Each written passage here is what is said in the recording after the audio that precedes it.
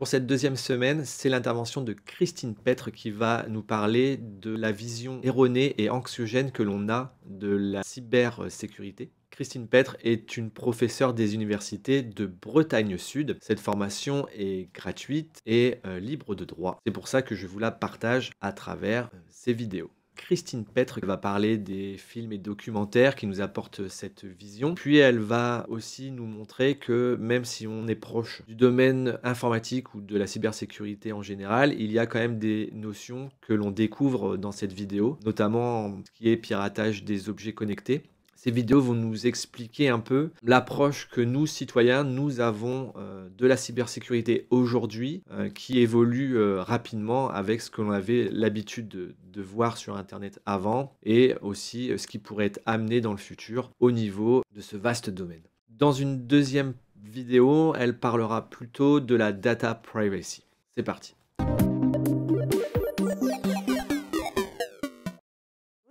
Et bienvenue dans cette seconde semaine consacrée à la cybersécurité. Je me présente, Christine Petre, je suis professeure à l'Université de Bretagne Sud et je travaille sur le comportement des individus et l'influence des usages du numérique sur le comportement des individus et des organisations. Dans le cadre de cette semaine, nous allons travailler sur le concept de data privacy. Et nous allons voir comment c'est un concept, une valeur qui va permettre d'être un levier d'engagement pour amener le citoyen à avoir une posture plus favorable à la cybersécurité. Alors avant d'aller plus loin, il convient de préciser nos choix et nos définitions. Tout d'abord le citoyen. Nous avons choisi d'utiliser le terme citoyen parce qu'il permet d'englober toutes les facettes des traces numériques qu'un individu peut laisser sur Internet et sur les différents outils et réseaux sociaux. En effet, en tant que citoyens, nous sommes des utilisateurs d'outils informatiques dans notre vie professionnelle, dans notre vie privée, mais nous sommes aussi un habitant d'une collectivité. Nous allons donc être un administré qui va bénéficier des services publics, des services en régie publique proposés par notre commune. Nous sommes aussi un gouverné. Et si nous avons été sur les listes électorales, nous allons élire nos représentants. Nous sommes enfin une personne qui est insérée dans un tissu social qui va être aussi bien familial. Nous sommes le père, la mère, le frère, la sœur, l'oncle, la tante, l'enfant du quelqu'un. Et un tissu relationnel amical, et avec nos collègues de bureau, nos amis avec qui nous faisons du sport, etc. Et ces tissus relationnels, d'ailleurs, cela va du cercle virtuel au cercle physique et du cercle physique au cercle virtuel. Nous sommes aussi un consommateur, un citoyen est un consommateur, il achète des produits, il va être en relation avec des marques, c'est aussi quelqu'un qui va utiliser sa carte bancaire, qui va donc laisser des traces numériques avec sa carte bancaire, et c'est aussi un employé ou un étudiant d'une organisation qui va donc le référencer.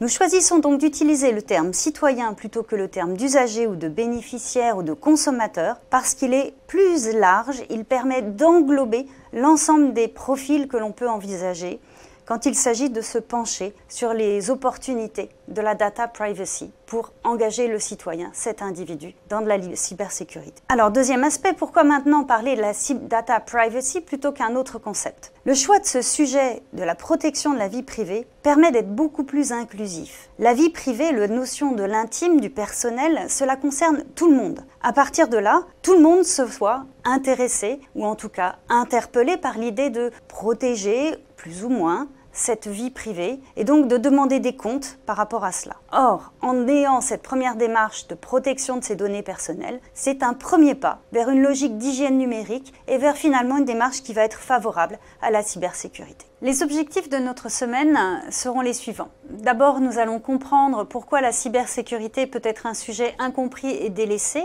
du moins dans sa version hygiène numérique quotidienne, usuelle de l'ensemble des utilisateurs et citoyens. Et nous verrons à cette occasion comment ce sont les fictions qui participent à la construction de la représentation du cyber-risque. Nous découvrirons le concept de data privacy, donc qui est le concept, l'idée de protéger, une préoccupation pour la protection de la vie privée, et de ses limites pratico-pratiques, ce qu'on appelle le data privacy paradox, le fait qu'il y ait des écarts entre ce que les gens souhaiteraient protéger et ce que les gens protègent réellement. On vous proposera un questionnaire qui permet de faire une auto-évaluation de ses propres croyances et désirs en termes de data privacy cela on regarde l'idée de êtes-vous plus ou moins dépendant de vos objets numériques, de votre smartphone, et cela peut peut-être faire que votre comportement n'est pas aussi data privacy que vous le souhaiteriez ou que vous aimeriez. Excusez-moi, mais juste pour dire, c'est bien sûr une activité complètement facultative. Enfin, d'envisager la data privacy pour sensibiliser et agir en faveur de la cybersécurité. La data privacy, le respect de cette data privacy pour l'organisation, c'est un premier pas pour essayer d'essaimer au sein de l'ensemble de l'organisation le désir de faire de la cybersécurité. Le récapitulatif de cette future semaine, elle sera organisée en 4 sessions. En premier lieu, ce sera les représentations erronées et anxiogènes sur le cyberrisque. En deuxième point, nous verrons le concept de data privacy, puis nous verrons comment expliquer ce data privacy paradox, ces écarts entre data privacy et concern et data privacy reality comme behavior. Et finalement, nous verrons la data privacy comme étant le médium permettant d'insuffler un esprit cyber. Pour comprendre les représentations qui sont erronées et anxiogènes sur le cyberrisque, nous allons vous proposer de discuter des représentations que nous avons sur le cyberespace et sur le cyberrisque. Et nous allons voir que ces représentations sont essentiellement basées sur des films, sur des fictions et encore des fictions, parfois des reportages et des documentaires, mais tout ça est présenté de manière fictionnelle la plupart du temps. Le premier film que l'on peut citer en termes de cinématographie du cyberrisque, c'est le film War Games, qui date de 1983 et qui raconte l'histoire d'un lycéen, David, qui par erreur rentre dans l'ordinateur central qui est capable d'envoyer des ogives nucléaires vers l'ancien bloc communiste. Donc involontairement, ce pauvre garçon se trouve en train de lancer une guerre nucléaire. Heureusement, tout finit bien et c'est possible d'arrêter.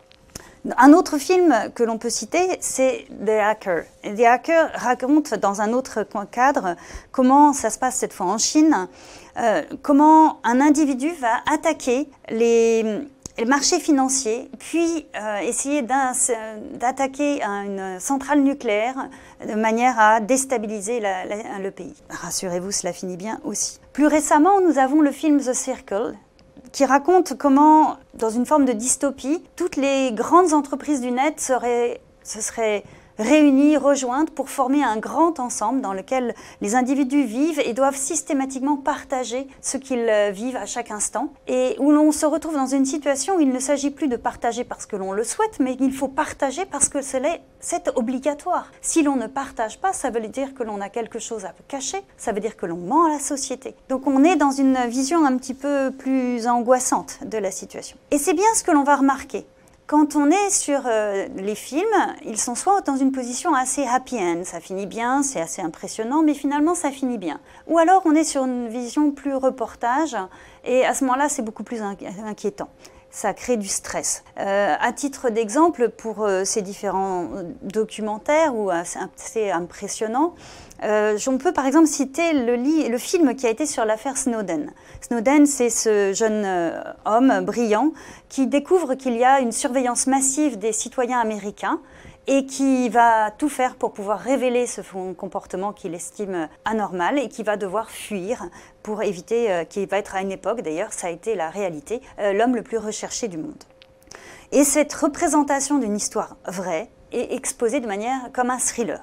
D'autres fictions existent, et là sur un mode beaucoup plus angoissant, c'est par exemple la série Black Mirror, qui a été proposée par Charlie Brooker et qui a volontairement l'intention de pousser au bout du bout des utopies en les faisant mal tourner. Tous ces imaginaires où on estime que le numérique pourra nous aider à mieux vivre, à être plus dans le confort, à être plus heureux, eh bien il les tourne, il les pousse dans une vision qui est extrêmement stressante. Et d'ailleurs c'est son ambition, l'objectif est de mettre le public mal à l'aise. Et c'est d'ailleurs la raison pour laquelle au cours de l'année 2020, il n'y a pas eu de sortie d'une saison de Black Mirror, et il expliquait lui-même en tant que créateur que le monde était suffisamment sombre pour ne pas pouvoir infliger d'autres informations complémentaires de cet ordre-là au public qui n'était pas en capacité de supporter un complément de stress. Plus récemment, on aura aussi le film The Great Hack qui raconte l'histoire de l'affaire Cambridge Analytica Facebook, c'est-à-dire comment une entreprise Cambridge Analytica spécialisée dans le conseil, spécialisée dans ciblage, la prédiction, la détection, l'analyse des profils, a réussi à obtenir des informations et à diffuser des informations auprès de plus de 126 millions d'Américains qui ont été exposés à un contenu qui avait pour objectif de les conditionner à voter pour le candidat qui a finalement été élu et que vous connaissez. Alors, si cette machinerie de Cambridge Analytica est vraiment basée sur de nombreux points d'observation, des récents travaux qui ont été menés par l'INRIA et par la CNIL expliquent qu'en fait, sur les smartphones, la donnée clé, celle qui suffit pratiquement à toutes les analyses, c'est la donnée de géolocalisation. Voilà qui est quand même assez inquiétant. Donc finalement, entre ces deux idées de film, il y a d'un côté donc des happy end, des choses où finalement c'est très inquiétant, très stressant, très bizarre, mais tout finit bien et finalement tout est gérable et on arrive à rebondir et à se retrouver dans une situation qui de toute façon va revenir vers la normale. À l'inverse, on a les formules plus dystopiques, ces reportages qui sont vraiment, qui conduisent à une forme de sidération. On est surpris, angoissé et impuissant face au constat de tout ce qui se passe et de tous ces phénomènes qui sont sous-jacents, les business models des grands acteurs du net et qui vont faire que finalement on peut se faire voler et usurper notre identité, voler notre identité, on peut avoir accès à nos ordinateurs et tout ça est profondément inquiétant et surtout ce sentiment de perte de contrôle sur nos données. Face à des contenus trop anxiogènes, la problématique habituelle, et on la connaît dans d'autres cadres, c'est que l'individu va devoir tomber dans le déni. Si c'est trop fortement inquiétant, à ce moment-là, il va falloir, on va balayer d'un revers de main en disant « Ah oui, c'est vrai, ça existe. Oh oui, mais bon, enfin, c'est ailleurs, c'est à un autre moment. » Et surtout, la difficulté et le souci de ces représentations fictionnelles, c'est de considérer que le risque est ponctuel, ciblé, alors qu'au contraire, si vous allez par exemple sur les sites de la carte interactive des attaques en ligne, vous pouvez constater que les attaques sont constantes et continues, il y en a à tous les moments. Cela dit, le problème c'est que face à cette représentation du risque qui est finalement peu juste, il est soit trop inquiétant et on va être dans le déni, on va imaginer qu'il n'y a pas de risque cyber ou finalement qu'il ne nous concerne pas ou qu'il concerne d'autres situations, d'autres États, d'autres personnes, d'autres entreprises. Il y a aussi la réalité des attaques. Alors qu'en est-il de cette réalité des attaques? Eh bien finalement, comme souvent, la réalité dépasse ou rejoint la fiction. Alors déjà, en premier lieu, il faut savoir que le nombre d'attaques cyber ne cesse d'augmenter de manière progressive et avec évidemment un grand boom à partir du moment où il y a eu la crise sanitaire puisque le télétravail et la télééducation se sont généralisés partout dans le monde et évidemment on n'est pas actuellement complètement préparé à ce genre de système. Le télétravail n'est pas aussi bien cadré, formaté il y a beaucoup plus de failles possibles avec le fait de pouvoir emmener son matériel de travail. Si on parle des différentes attaques qui existent, souvent ce sont des luttes étatiques et économiques. En tout cas, c'est celles que l'on peut avoir vues faire l'objet d'une communication, d'une médiatisation, d'une publicisation. C'est par exemple le cas de l'Estonie en 2017. En fait, c'est sur un contexte finalement assez local. Il y a des opposants entre ceux qui voudraient une Estonie plus libre et ceux qui sont plus attachés à l'idée d'un pays qui resterait dans la logique du fonctionnement communiste. Et sur un fond finalement assez anecdotique, il y a juste une décision de faut-il ou non enlever une statue qui représente l'allégeance au bloc communiste. Et suite à ça, se passe vraiment une cyberattaque générale qui va consister à attaquer toutes les infrastructures du pays en même temps, les banques, les médias, la gouvernance, etc. C'est un cas historique. Dans les attaques industrielles, on peut par exemple parler d'un cas tel le verre informatique qui avait été conçu par la NSA et en collaboration avec une organisation externe et qui avait été volontairement envoyé en Iran pour essayer de ralentir le développement de l'enrichissement de l'uranium dans cette région du monde par les pays américains, les pays des États-Unis d'Amérique.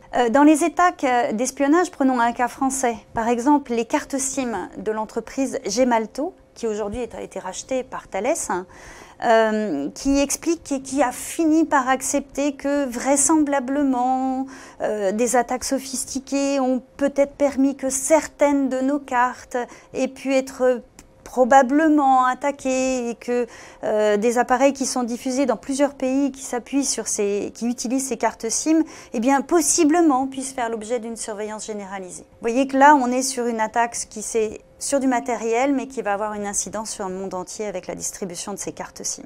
Enfin, ça peut aussi concerner des campagnes électorales. Et par exemple, lors de la campagne électorale d'Emmanuel Macron, le responsable de l'ANSSI est allé rencontrer l'équipe de la campagne électorale et leur a expliqué qu'une campagne électorale, c'était comme une PME provisoire et qu'il fallait donc s'attendre à être comme une PME, attaquée à un moment ou à un autre. La question n'est pas allons-nous être attaqués, mais quand, comment et comment réduire au maximum et limiter les impacts de ces attaques. Donc finalement, vous voyez qu'on a quelques exemples, mais ils sont assez faibles, ils sont peu nombreux. Alors pourquoi ?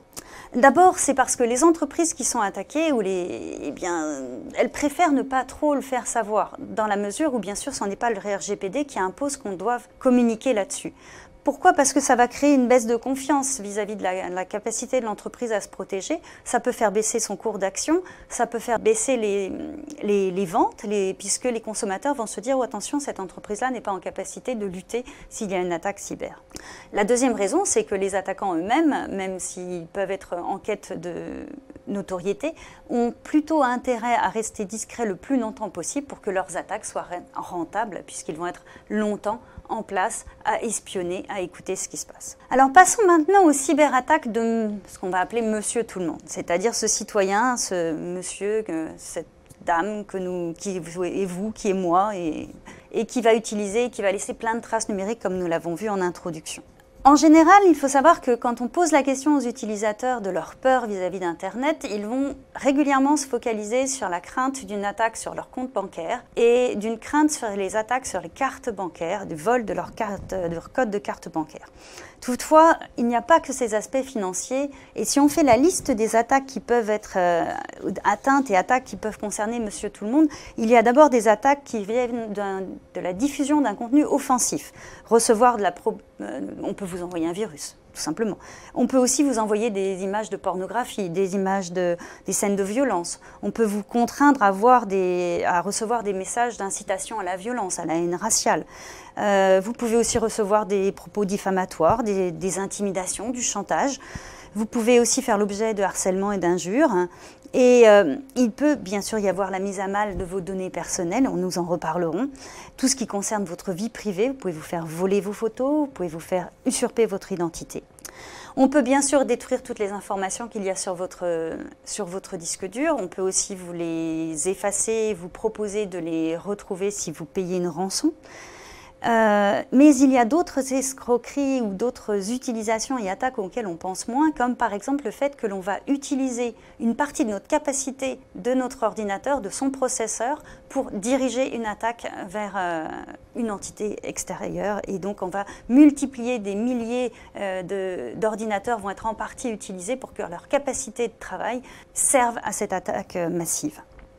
Enfin, il peut aussi y avoir des attaques au secret professionnel et à partir du moment, il y a votre réputation, à partir du moment où on peut avoir accès à votre ordinateur. Donc comme cette longue liste le montre, finalement, nous sommes tous un peu comme le pauvre petit Candide de Voltaire, c'est-à-dire que nous sommes chassés de ce paradis terrestre qui était Internet dans son idéologie initiale, un monde du gratuit, du partage, etc. Et nous nous voyons renvoyés aujourd'hui dans cette espèce de cyberespace dans lequel il y a beaucoup de menaces et dans lequel nous devons faire preuve de vigilance. Cependant, le problème qui se pose, c'est que nous sommes des usagers assez optimistes. Alors pourquoi ? Souvent parce que l'on se dit que cela ne m'arrivera pas. Nous sommes optimistes, nous sommes finalement un petit peu insouciants, non, mais c'est pour les autres. Et puis nous en revenons à cette idée, et puis il y a un déni du sujet. Parce que c'est trop difficile à envisager, c'est préférable de faire comme s'il n'allait rien se passer. Et souvent, les arguments que l'on va utiliser, c'est de dire que « mais finalement, je ne suis pas très important, qui aurait intérêt à aller consulter mon ordinateur, parce que je ne suis pas un PDG d'entreprise, je ne suis pas un haut fonctionnaire, je ne mérite pas l'attention de ces cyberattaquants. Et si éventuellement on pense à des cyberattaques, on va plutôt penser à des cyberattaques du type des emails de contrefaçon, des emails contrefaits, pardon, et aussi donc tout ce qui est un petit peu justement ces appels qui utilisent l'ingénierie sociale, où vous avez un soi-disant ami qui vous envoie un email en vous disant qu'il s'est cassé la jambe et qu'il a perdu sa carte bancaire et qu'il a besoin que vous lui envoyiez de l'argent, etc. Donc c'est ces attaques auxquelles on pense le plus souvent, donc qui sont de l'ordre du phishing, donc de l'email contrefait. Pourtant, il y a des attaques auxquelles on ne pense pas du tout et qui sont importantes pourtant, et en tout cas qui peuvent avoir des incidences importantes. La première, c'est l'utilisation de notre téléphone portable, qui est en général insuffisamment protégé, alors que notre téléphone portable va être connecté à l'ensemble de nos autres outils informatiques à la maison, de plus en plus systématiquement. Et puis, il y a aussi les objets connectés. Alors vous allez vous dire, mais je ne vois pas en quoi mon frigidaire connecté ou en quoi mon aspirateur connecté peut être une source de danger pour moi. Eh bien, imaginez votre aspirateur, quand il aspire, il est en train de vous dessiner le plan exact de votre maison. Votre frigidaire, votre radiateur, votre système domotique qui vous permettent de gérer le chauffage, il donne de l'information sur les moments où vous êtes présent et les moments où vous n'êtes pas présent dans votre domicile. Donc il donne des informations sur quand il est pertinent d'aller faire un cambriolage, par exemple. Alors, face à contrairement à cette posture très positive, il y a l'idée aussi que la cyber, c'est un sujet qui finalement ne concernerait que des informaticiens un peu grincheux et surtout très pessimistes, et il n'est pas nécessaire pour nous de nous y pencher. D'ailleurs, pour preuve, aujourd'hui, il y a encore 7 Français sur 10 qui sont persuadés qu'ils n'ont pas besoin de se protéger, alors que les informaticiens ne cessent de leur dire « attention, vous devez vous protéger ». On part du principe que la cyber, c'est un sujet de spécialiste. Quand j'ai un problème, je vais appeler mon responsable informatique de l'entreprise et je vais lui demander qu'il m'aide et il va me régler mes problèmes. En plus, j'y comprends rien. Je ne comprends pas ce qu'il fait, je ne comprends pas grand-chose de ce qu'il me propose, donc ma foi, je vais lui ramener mon ordinateur et régler moi le problème. Ce souci, il est vraiment dommageable d'être dans cette posture, puisque finalement, la cybersécurité, ça concerne tout le monde. Si nous ne sommes pas nous-mêmes vigilants en tant qu'utilisateurs des systèmes, nous mettons en danger bien sûr notre propre vie familiale, personnelle, mais nous mettons possiblement en danger aussi l'organisation qui est notre employeur, voire la collectivité dans laquelle nous vivons.